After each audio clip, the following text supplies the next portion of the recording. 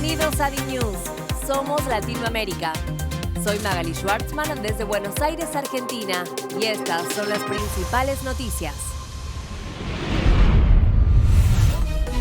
México. Identifican a los 4 estadounidenses secuestrados en Matamoros.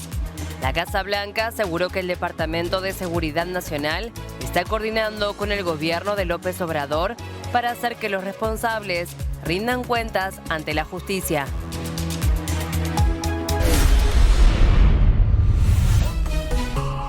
Ecuador. Lazo recibe apoyo. Los gobiernos de Costa Rica, República Dominicana y Panamá manifestaron su respaldo al presidente de Ecuador frente al proceso de juicio político para su censura que abrió el 4 de marzo la Asamblea Nacional.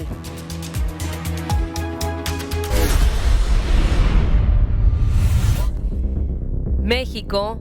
Identifican a los 4 estadounidenses secuestrados en Matamoros. Se trata de 2 primos y 2 amigos de Carolina del Norte que decidieron cruzar la frontera para comprar medicamentos. Bárbara Burgués, madre de una de las secuestradoras, le indicó que el viaje lo planeó su hija en compañía de su primo, Wodar, y sus amigos Brown y Williams, ya que ella acudiría a Matamoros a realizarse un procedimiento estético. La misma familia le alertó del riesgo de esa zona fronteriza, pero los 4 tomaron la decisión de viajar al lado mexicano. Burgués, de 54 años, relató que su hija viajó a México y al estar a escasos minutos de la clínica la llamó para decirle que estaba bien. Minutos más tarde no supo más de ella. Su teléfono empezó a enviarme mensajes de voz, dijo la madre, quien precisó que agentes del FBI ya han acudido a entrevistarla para ver si identificaba a Williams, a quien se indica como conductor de la camioneta al momento de la desaparición. Por otro lado, el FBI ha ofrecido su colaboración, ofreciendo hasta $50,000 de recompensa por el regreso de las víctimas sanas y salvas. Además, la agencia solicitó la ayuda del público para identificar a los responsables del secuestro.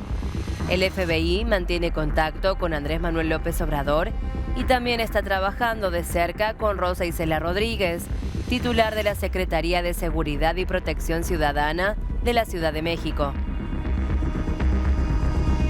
Clearly, we want to be really careful here. There are privacy concerns, and so I don't want to share too much about the information on how we're moving forward or even the individuals. We just want to be really mindful on that, but clearly we're on top of this.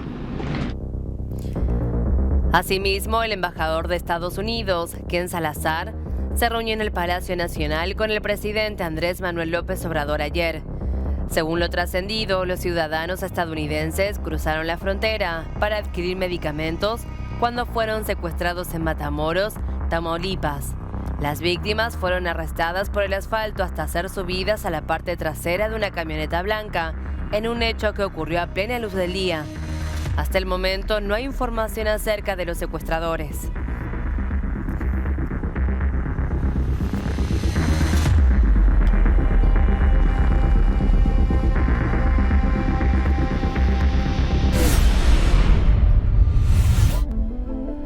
Ecuador. Guillermo Lazo recibe apoyo de los presidentes de Costa Rica, República Dominicana y Panamá. Rodrigo Chávez, Luis Abinader y Laurentino Cortizo manifestaron su respaldo al presidente ecuatoriano frente al proceso de juicio político para su censura que abrió el 4 de marzo la Asamblea Nacional. El mismo fue expresado en un comunicado emitido en Quito, sede de la 6ª Cumbre de la Alianza para el Desarrollo en Democracia, la cual integran los 4 países. En ese documento, los 3 gobiernos ratificaron su compromiso con la Carta Democrática Interamericana. La Asamblea Nacional dio la semana pasada luz verde a iniciar un proceso de juicio político contra Lazo por presuntos delitos contra la seguridad del Estado y omisión en delitos contra la administración pública, tras desvelarse una presunta trama de corrupción en empresas públicas en la que aparece su cuñado, el empresario Danilo Carrera. Antes de hacer efectivo este proceso, el informe deberá pasar ante la revisión de la Corte Constitucional para evaluar si la solicitud está debidamente fundamentada.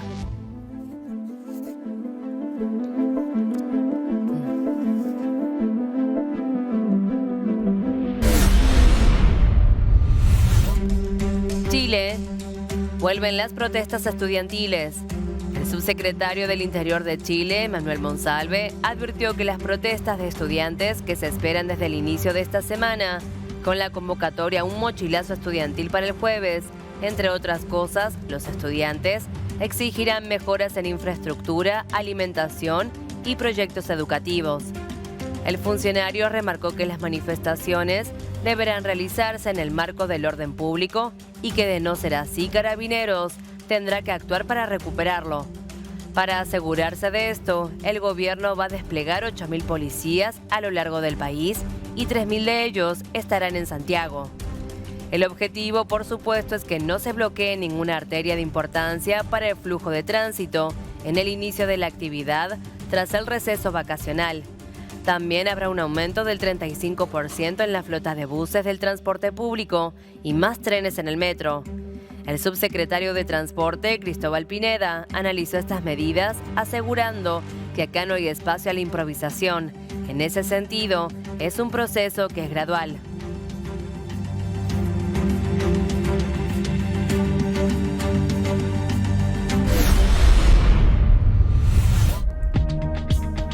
Uruguay. Luis Lacalle Pou respondió a las críticas de los distintos partidos políticos por la rebaja impositiva. El presidente le contestó a los miembros del Frente Amplio y al presidente, Marcelo Abdala, por sus cuestionamientos en torno a las rebajas en el impuesto sobre la renta de las personas fiscales y el impuesto a la asistencia de la seguridad social que se anunciaron la semana pasada. Es medio como raro, porque al principio dijeron que no había que hacer rebaja de impuestos y ahora dicen que es insuficiente. Es como medio raro que se decidan. En realidad lo que hay atrás es algo sistemático, que es palo porque boga y si no bogas, palo.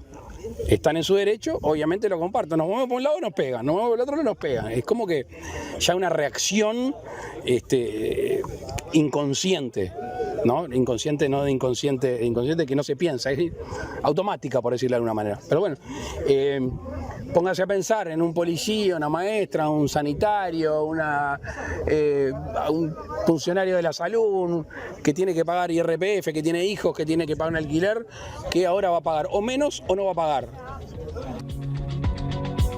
Lacalle Pou recordó que los dirigentes cuestionaron la posibilidad de una rebaja de impuestos y luego argumentaron que la provista en el último anuncio es insuficiente. Es como medio raro que se decidan, remató el presidente. Por otra parte, el mandatario afirmó que la situación con los sindicatos, sobre todo ante el paro docente de ayer, complica en algo la transformación educativa. Preocupación sí. El primer día de transformación educativa, la medida que se toma es la de perjudicar a los que más tenemos que proteger, respondió Lacalle Pou.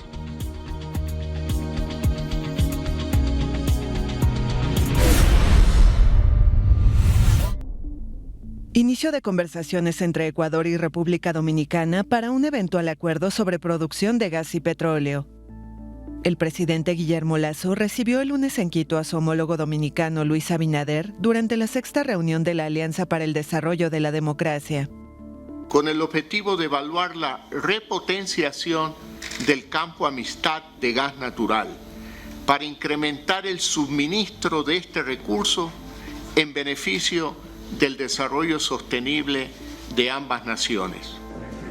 En la reunión participaron también el presidente de Costa Rica, Rodrigo Chávez, y el vicepresidente de Panamá, José Gabriel Carrizo. El grupo hizo un llamado a la estabilidad democrática en Ecuador, donde el Congreso aprobó un informe que recomienda hacer un juicio político contra Lasso por supuesta corrupción. De la misma manera, estamos muy contentos de pasarle la presidencia de la Cumbre Iberoamericana al presidente Lasso y a Ecuador. Sabemos que él va a hacer una gran labor. Reiterar el apoyo irrestricto de la Alianza a los principios democráticos y de absoluto derecho, respeto a los derechos humanos, inclusive frente a Nicaragua, donde incluimos una mención por la preocupación de los 4 países por la situación que se desarrolla en ese país fronterizo con nosotros. Juntos abordaron temas como el desarrollo de políticas para reducir la pobreza y brechas de género, reactivación económica y lucha contra el crimen transnacional, un mal que azota a los ecuatorianos. Tras el encuentro, los 4 países también acordaron promover intercambios estudiantiles, la construcción de un instituto de biotecnología en República Dominicana y la creación de un grupo de trabajo entre universidades públicas y privadas. Brasil. El fisco federal investigará las joyas de Arabia Saudí enviadas a Jair Bolsonaro. La justicia indagará un segundo paquete de piedras preciosas que el país de Medio Oriente le regaló al expresidente y que supuestamente fue introducido a suelo brasileño de forma irregular por miembros de su gobierno. El exmandatario negó haber cometido irregularidades tras las publicaciones que detallan el ingreso de aquellos exclusivos obsequios para Michel Bolsonaro. El órgano responsable de las aduanas dijo en una nota que tomará las medidas que correspondan para el esclarecimiento y cumplimiento de la legislación y para averiguar el destino de la mercancía. El fisco las requisó en el Aeropuerto Internacional de Guarulhos, en Sao Paulo, tras hallarlas en la mochila de un asesor que integraba la comitiva del ministro de Minas y Energía de Bolsonaro, Bento Albuquerque, y no fueron declaradas debidamente.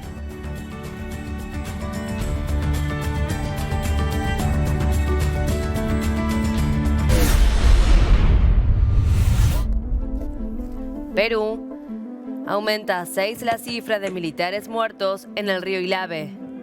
Los militares, por orden de sus superiores, se desviaron de la ruta, lo que implicaba cruzar dicho caudal para llegar a la localidad de Juli, a donde debían llegar para asistir para controlar una manifestación. El Ministerio de Defensa de Perú comunicó que ayer concluyeron las labores de búsqueda y rescate. Comuneros y efectivos militares trataron de ayudar a los soldados que eran arrestados por la fuerte corriente en el río Ilave, conocido por ser afluente del lago Titicaca. El sistema de inspectoría de las Fuerzas Armadas se encuentra realizando las investigaciones correspondientes a fin de determinar las causas exactas de los hechos. La región de Puno, en la que se encuentran Julia y Ilave, mantiene los bloqueos de caminos y paros de actividades desde enero pasado, en su esfuerzo por exigir la renuncia de la presidenta Dina Boluarte.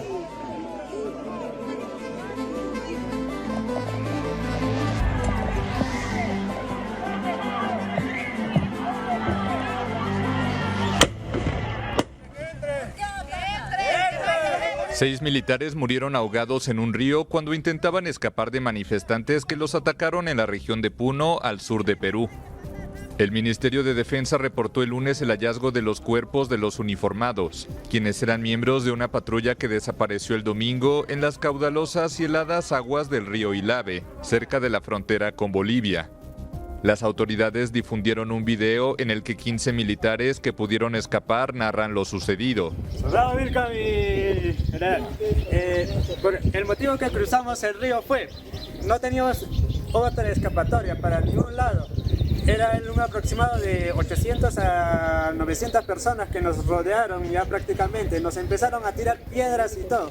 Y ahí empezamos a cruzar el río. Esa era la única salida que teníamos para salvaguardar nuestras vidas de nosotros, tanto de los oficiales, de la tropa y los técnicos oficiales.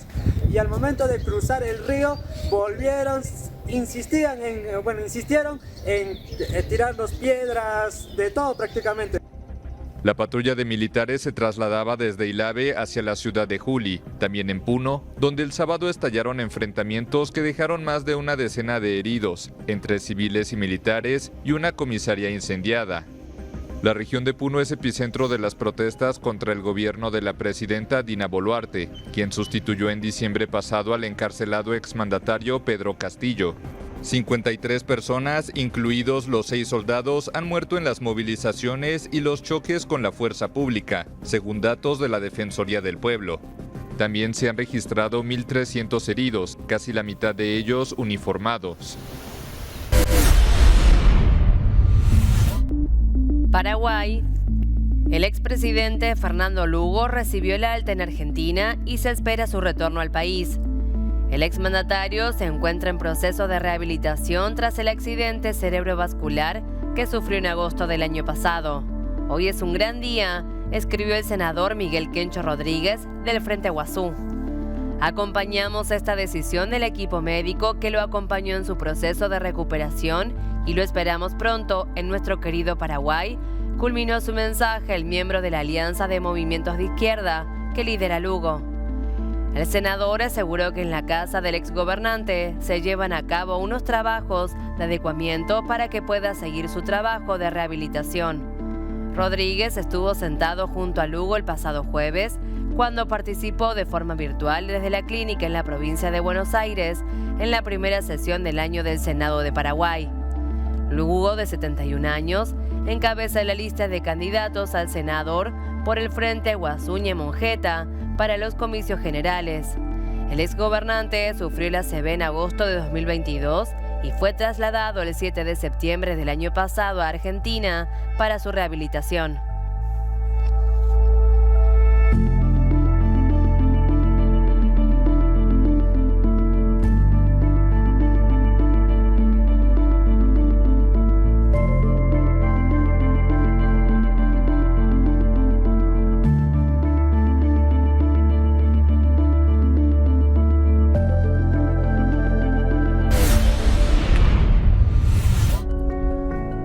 Bolivia. Luis Arce descalificó el pedido cívico del Comité Pro Santa Cruz. El presidente del Estado boliviano, Luis Arce, aseguró que el gobernador de Santa Cruz, Luis Fernando Camacho, debe responder y explicar ante la justicia su participación en la crisis del 2019. No vamos a caer en el chantaje, disparó el presidente boliviano ante el pedido de amnistía. Aquí ha habido la muerte de más de 36 bolivianos muertos y heridos. Alguien tiene que responsabilizarse de todos esos hechos, porque eso no ha sucedido por obra y gracia, agregó Arce, recordando a las víctimas de la crisis de 2019. La dirigencia cívica cruceña hizo aprobar en un cabildo, en la gestión del ex cívico Rómulo Calvo, llevar a Arce a un revocatorio en caso de que no dé curso a una ley de amnistía en beneficio de Camacho y otros procesados por la crisis de 2019 y las masacres de Sacaba y Sencata. Desde el 30 de diciembre de 2022, el gobernador cruceño está recluido en la cárcel de Chonchoncoro, en el municipio de Viacha de la Paz. Sin embargo, desde la misma base de la oposición política nacional y cruceña, se descartó que prospere el revocatorio.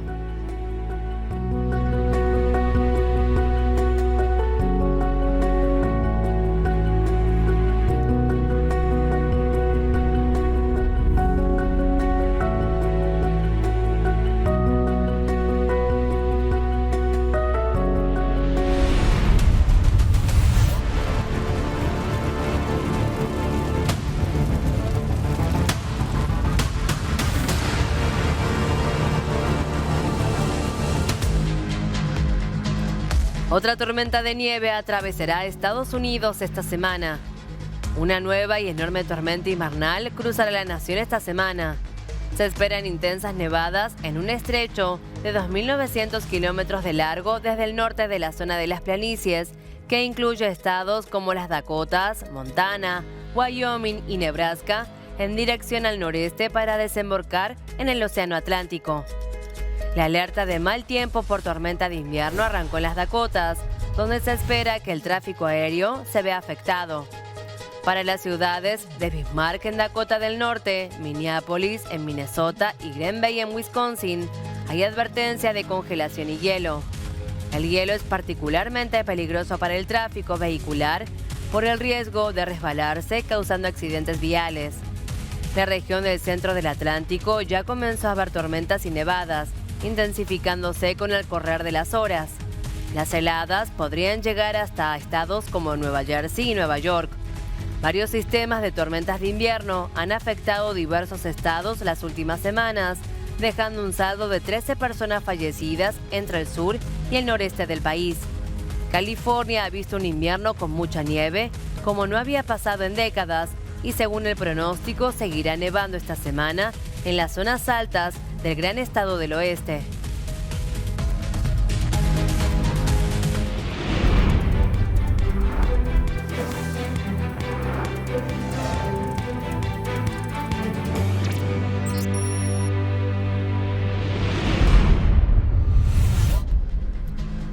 Se produjo un terremoto de magnitud 6.0 en Filipinas. El sismo azotó al sur de Filipinas, informó el Servicio Geológico de Estados Unidos, mientras las autoridades locales advirtieron de réplicas y posibles daños. El sismo de poca profundidad se sintió y tuvo su epicentro en la provincia montañosa de Davao de Oro, en la isla de Mindanao.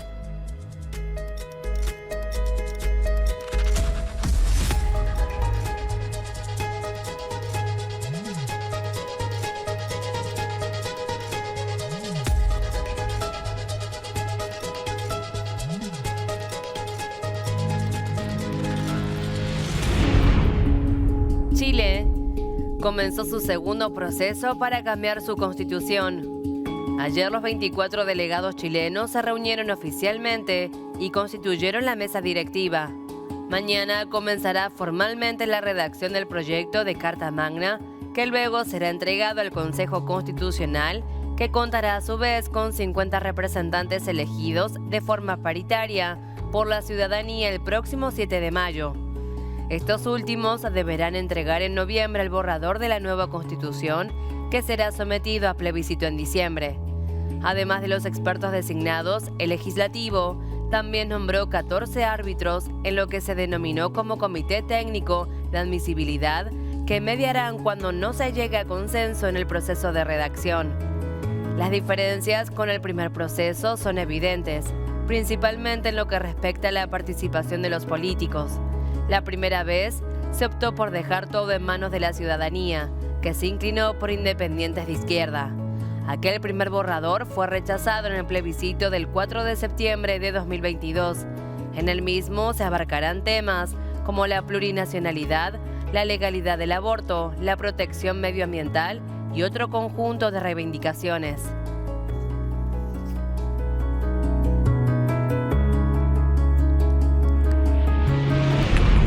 Su patria, no quiere a su madre,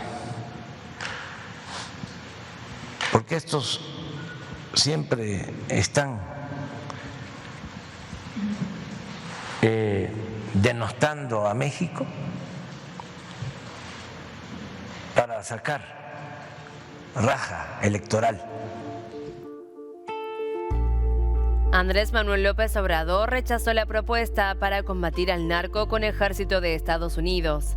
El presidente lanzó duras críticas en contra del congresista estadounidense Dan Crenshaw, quien junto con el republicano Michelle Waltz presentó en febrero una iniciativa para que el ejército de Estados Unidos combata los cárteles de la droga en territorio mexicano.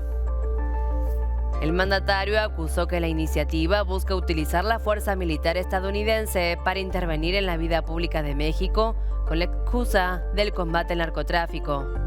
Además, reprochó a los dos políticos republicanos por su interés en catalogar a los grupos criminales mexicanos como narcoterroristas. Tras dichos señalamientos, López Obrador volvió a reiterar la postura que ha mantenido respecto a su estrategia de seguridad, negándose a implementar medidas no pacifistas.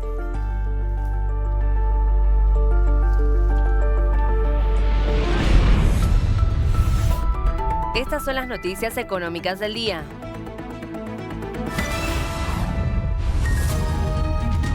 Chile. El Banco Central espera que la inflación descienda de manera importante en el segundo trimestre. Así lo afirmó la presidenta de la entidad, Rosana Costa, teniendo en cuenta, entre otros, la evolución de los precios de la energía y los alimentos o la reciente apreciación del peso chileno. La predicción fue parte de su discurso pronunciado en el seminario Tanner Investen 2023, en el que también se ha referido a las decisiones de política monetaria que podría tomar el organismo que preside en los próximos meses. En concreto, Costa ha reiterado que los tipos de interés se mantendrán en el actual 11.25% hasta que se consolide la convergencia del proceso desinflacionario al 3%. Más allá de los vaivenes al alza o a la baja, desde el Banco Central anticiparon que se tomarán decisiones coherentes con el escenario macroeconómico.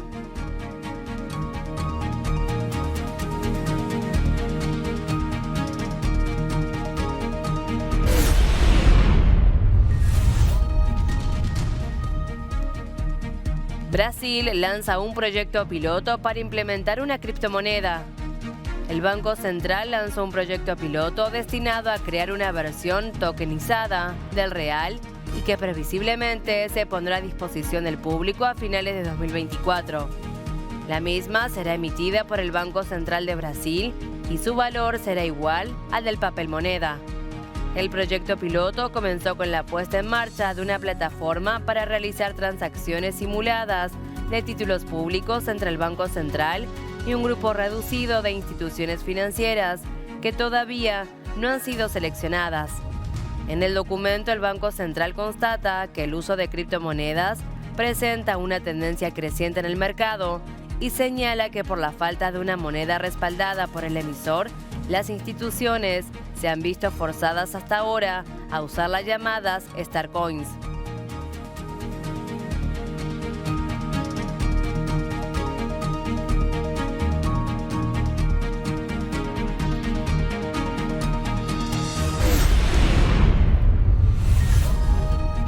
Francia. El gobierno acordó con los supermercados la creación de la cesta de productos antiinflacionarios. De esta manera, el Ejecutivo busca atender las reivindicaciones de estas empresas que rechazaban que se les impusiera una cesta de productos básicos a precio fijo y a cambio las compañías han aceptado reducir sus márgenes en varios centenares de millones de euros mediante la creación de un listado de productos básicos que tendrán el precio más bajo posible. El objetivo es combatir el alza del precio de los alimentos, que fue del 14.5% el pasado febrero en Francia. Cada firma tendrá autonomía para definir su propia lista y fijar sus precios, cuyos bienes llevarán una etiqueta común con los colores de la bandera francesa y el texto Trimestre Antiinflación. El ministro de Economía, Bruno Le Maire, ha advertido que pedirá a los productores industriales que reabran la negociación sobre los precios con las distribuidoras en junio, fecha prevista del fin del trimestre antiinflación, en vez de esperar a principios de 2024.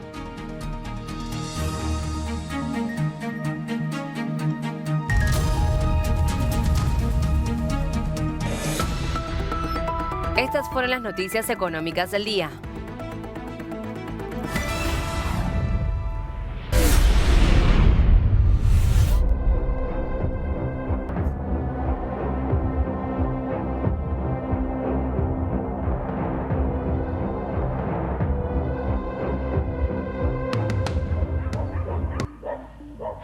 Ucrania reforzará la defensa de Bakhmut, una ciudad en el este del país que actualmente es el epicentro de los combates con el ejército ruso.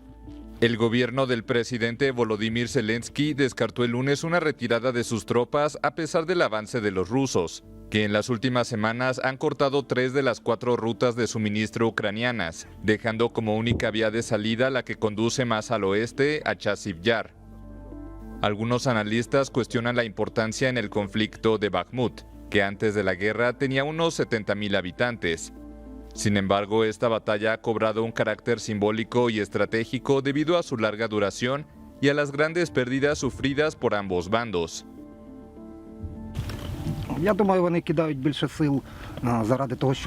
Creo que ellos mandan más fuerzas contra nosotros para justificar el objetivo de su operación especial. Bakhmut es importante porque atraviesa carreteras y está en un terreno alto. Desde su altura todo está abierto para los rusos, así que es importante tanto para ellos como nosotros. Muchos de ellos murieron aquí, no entiendo por qué.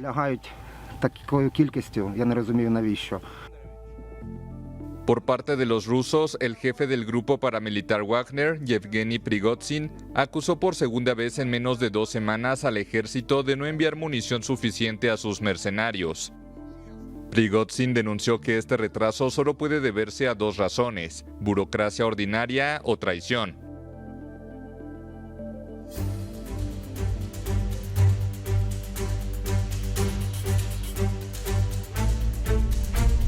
Rusia continúa desplegando a Ucrania tanques de más de 60 años para suplir las pérdidas en la invasión. El ejército ruso ha seguido respondiendo a las pérdidas de vehículos blindados pesados con el despliegue de tanques de combate T-62. El modelo es un diseño soviético de los años 50 y producido a partir de los años 60 con una estructura poco innovadora, pero que fue el primero en incorporar un cañón de animaliza, el cual le permitía disparar misiles guiados. Algunas unidades han recibido sistemas de visión actualizados que probablemente mejoren su eficacia por la noche.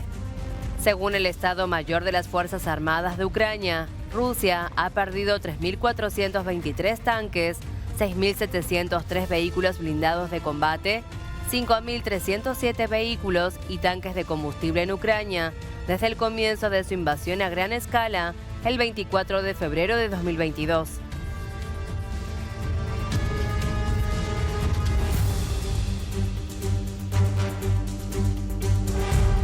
Alemania descarta conversaciones con Putin. El canciller alemán Olaf Scholz sostuvo que las negociaciones con el presidente ruso son posibles solo después de que se dé cuenta que la victoria en Ucrania es imposible para él y decida retirar completamente las tropas. Es importante que Putin entienda que no tendrá éxito con su invasión y agresión imperialista y que debe retirar las tropas. Esa es la base para las negociaciones, agregó el canciller. Ucrania, dijo Scholz, podría recibir garantías de seguridad una vez que terminen las hostilidades, así como avanzar hacia la membresía en la Unión Europea.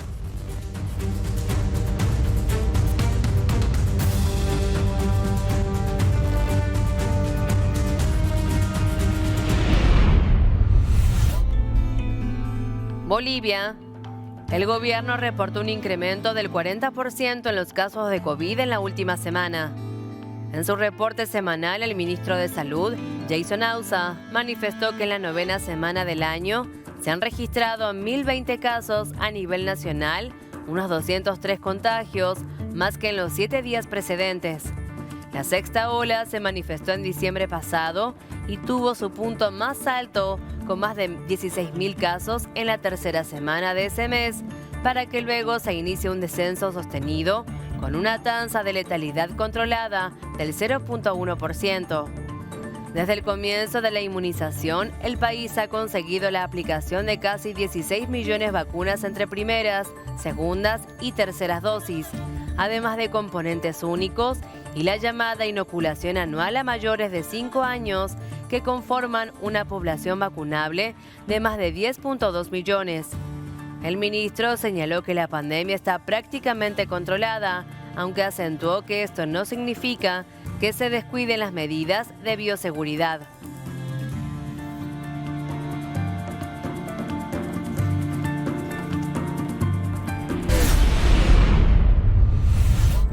Chile.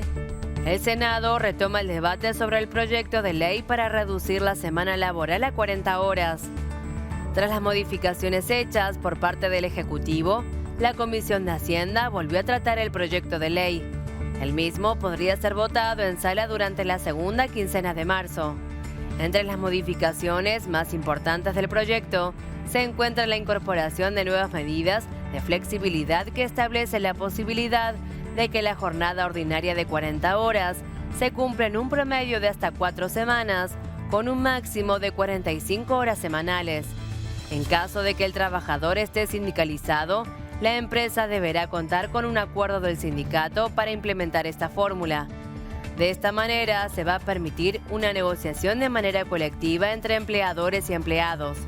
Por otro lado, otra indicación que fue acordada por el gobierno y que fue demandada por el empresariado fue la gradualidad en la aplicación de la ley.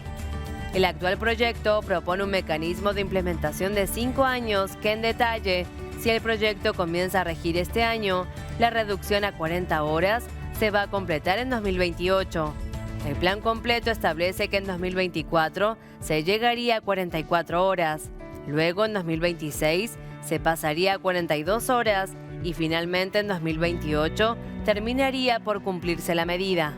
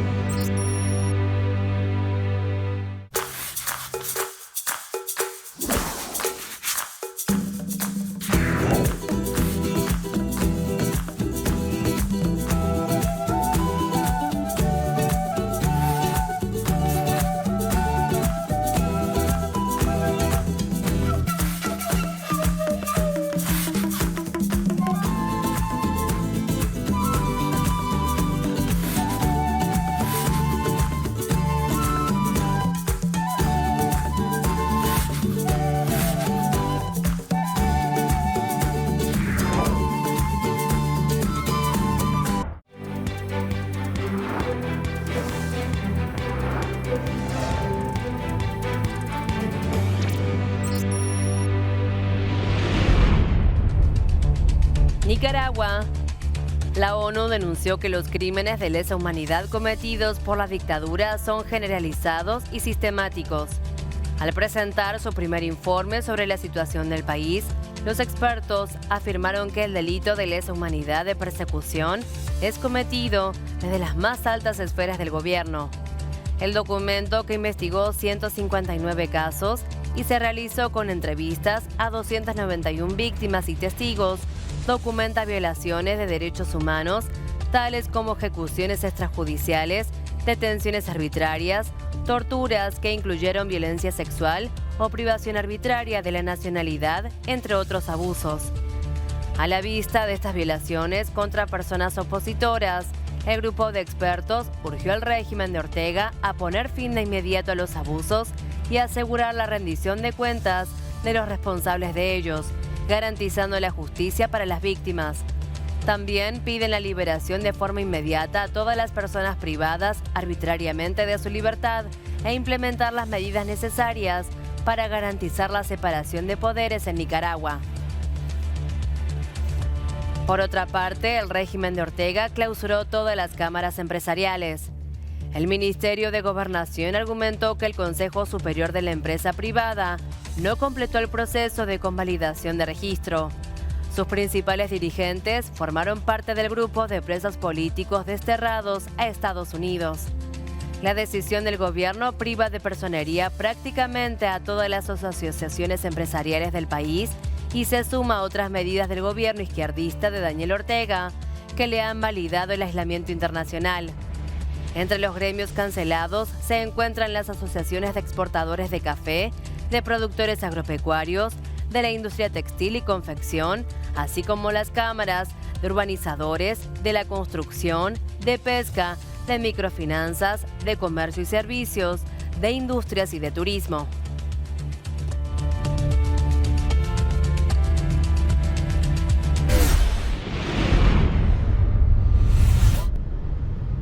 Esfuerzos por encontrar a 4 estadounidenses que fueron secuestrados en México. Autoridades de ambos países trabajaban el lunes por localizar a las víctimas que fueron raptadas en la ciudad de Matamoros, en el estado de Tamaulipas, fronterizo con Estados Unidos.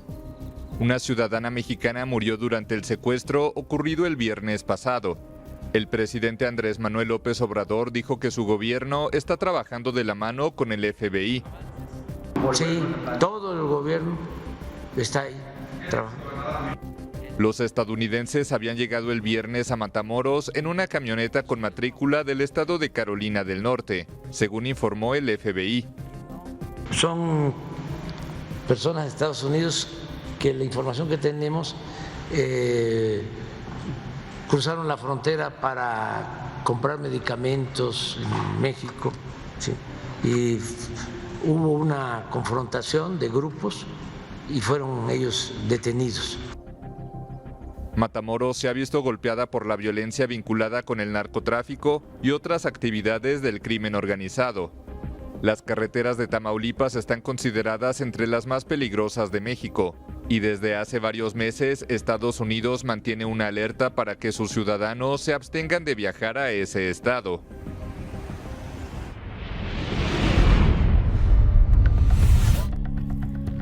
Un incendio arrasó un campo Rojija en Bangladesh y desplazó a 12.000 refugiados. El fuego arrasó un tercio de los asentamientos familiares en uno de los campamentos para los aislados de la vecina Birmania. Este desplazamiento se da justo cuando los recortes de ayuda humanitaria empezaban a complicar la vida de estas personas. Entre los interrogados figura un joven que fue detenido por la policía bajo la sospecha de que fuera él el responsable del incendio. Según el alto comisionado de las Naciones Unidas para los Refugiados, se desplegaron 16 unidades de extinción de incendios desde todos los campamentos que ayudaron a sofocar las llamas en las áreas afectadas.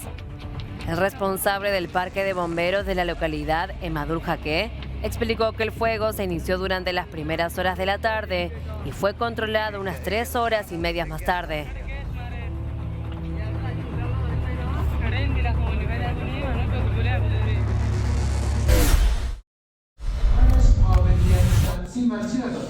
Los universitarios retomaron sus estudios el lunes en Afganistán tras las vacaciones de invierno.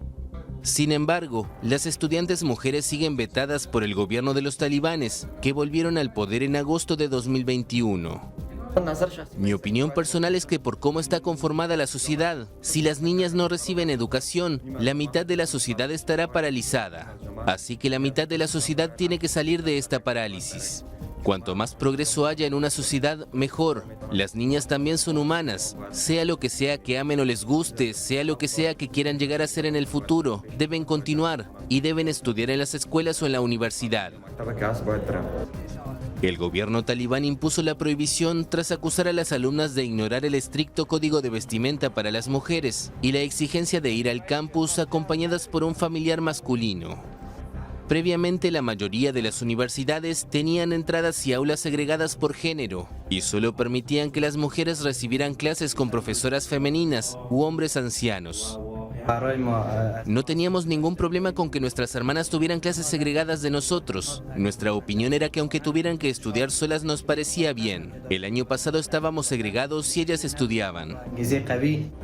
Varias autoridades han dicho que la prohibición a las mujeres es temporal, pero tampoco han reabierto las escuelas secundarias para las adolescentes, que llevan cerradas más de un año. Han presentado varias excusas para el cierre, desde la falta de fondos hasta el tiempo para ajustar el programa educativo acorde con los lineamientos islámicos. La discriminación de las mujeres en Afganistán ha sido condenada en todo el mundo, incluso en países musulmanes.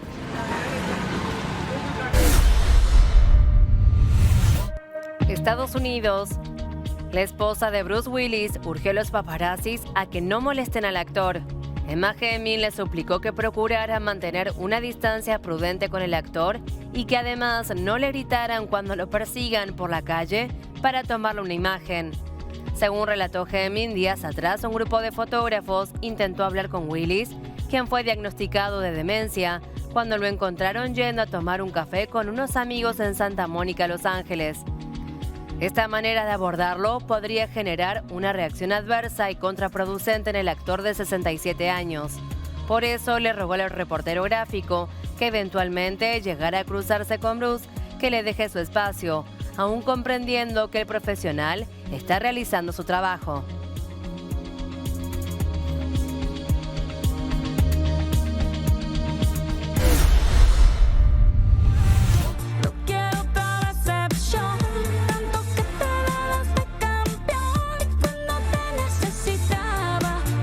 Shakira y Bizarrap se presentarán en el show de Jimmy Fallon. Shakira lanzó la sesión 53 junto al rapero argentino, en la que logró desahogarse del gran dolor que le causó su ruptura con Gerard Piqué tras 12 años de relación. Sumado a esto, finalizando febrero, estrenó junto a Karol G la canción TQG, en la que nuevamente quedó en evidencia el futbolista español. Está el revuelo que ha causado la sesión 53, que la colombiana y el productor argentino serán los invitados al viernes 10 de marzo al programa de televisión de Jimmy Fallon, en el que muy seguramente le preguntarán acerca de su separación y cómo llegó a componer esta canción.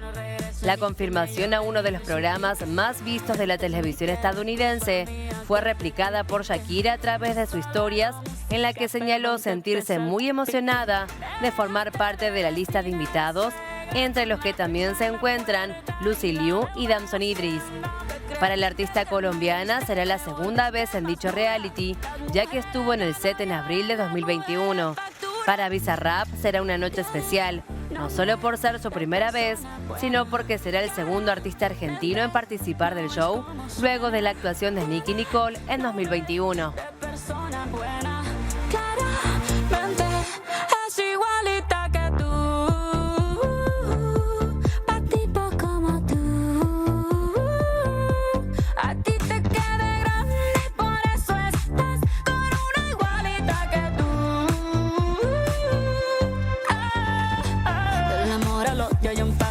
Por acá no vuelvan a casa.